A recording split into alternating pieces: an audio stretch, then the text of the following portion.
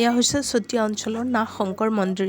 এই নাগ শংকৰ মন্দিৰতে অসংখ্য কাছৰ এটা পুখুৰী আছে। সেই পুখুৰীটোত অসংখ্য কাছ বাস কৰি আছে বহু বছৰ ধৰি, আৰু বহুত ডাঙৰ ডাঙৰ কাছ আৰু মাছ পোৱা যায় পুখুৰীটোত।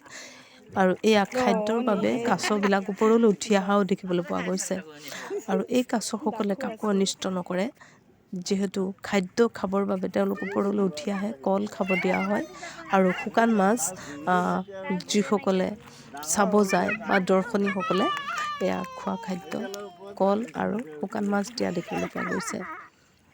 এয়া বহুত বছৰ ধৰি ডাঙৰ কাছৰবিলাক এই পুখুৰীটোতে বাস কৰি আছে নাগ শংকৰ মন্দিৰত।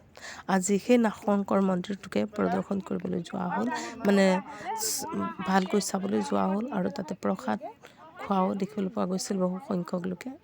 আমি তাতেই আজি বিচৰণ কৰিলোঁ ইফালৰ পৰা সিফাললৈ। ভালেই লাগিল নাগ শংকৰ মন্দিৰৰ এই কাছ থকা